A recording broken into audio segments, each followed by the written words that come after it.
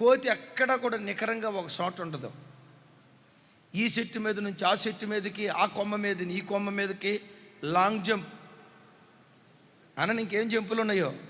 Long jump, high jump, ఇంకేం జంపులు ఉన్నాయి? ఎక్కడ కోతి నికరంగా ఒక చోట ఉండదు. ఓసారి మెదక్లో నతానియల్ పాస్టర్ గారు అని మంచి పాస్టర్ గారు, ఒకరోజు వాళ్ళ ఇంటికి వెళ్ళాం.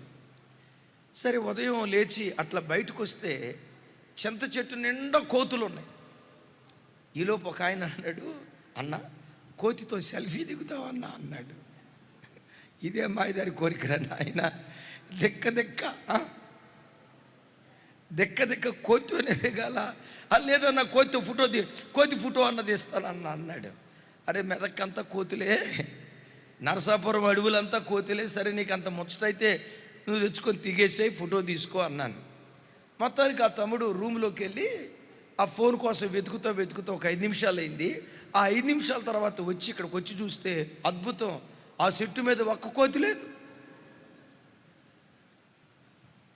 నేను చూస్తానే ఉన్నా, ఆ కోతి ఈ చెట్టు మీద నుంచి ఆ చెట్టు మీదకి, ఆ చెట్టు మీద నుంచి ఇంకో చెట్టు మీదకి, ఆ చెట్టు మీద నుంచి ఇంకో చెట్టు మీదకి, ప్రపంచం అంతా నాదే అన్నట్లుగా ఆ చెట్టు మీద నుంచి ఈ చెట్టు మీదకి దూకుతూ ఉంది. నికరంగా ఒక చోట నిలవబడలేదు. అది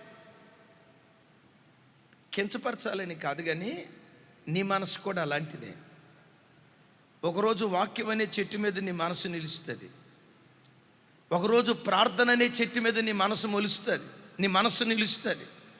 అదే విచిత్రమో చూడండి, వాక్యము ప్రార్థన అనే చెట్టు మీద నిలిచిన నీ మనస్సే ఏం ప్రార్థన అండి, మరీ ఇంత భక్తి అవసరమా, మరీ ఇంత మడిగట్టుకొని బ్రతకాలా అని ఆ తర్వాత సెల్ ఫోన్ అనే చెట్టు మీద వెలుస్తుంది.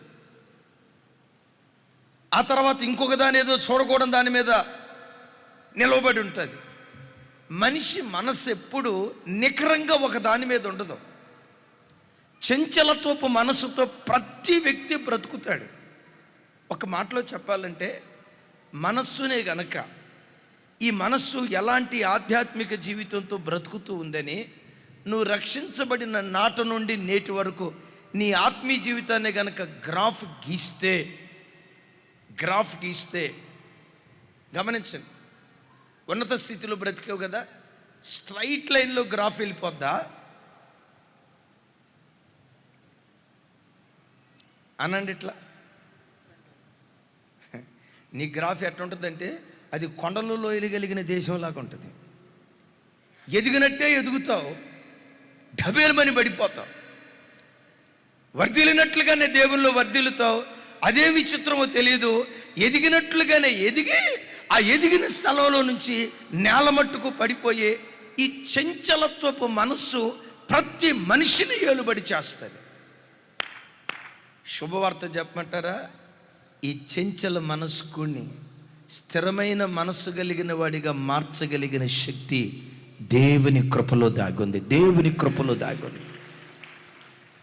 అందుకనే ప్రతి బిడ్డ నీ కృప నాకు దయచేయ్యా, కృపను అనుభవించే భాగ్యం నాకు దయచేయ్యా, ప్రతి క్షణం కృపను ఆస్వాదించే ధన్యకరమైన జీవితం నాకు దయచేయని ఒక విశ్వాసి కృపను బట్టే స్థిరపడతాడు, కానీ భోజన పదార్థాలను బట్టి స్థిరపడడు.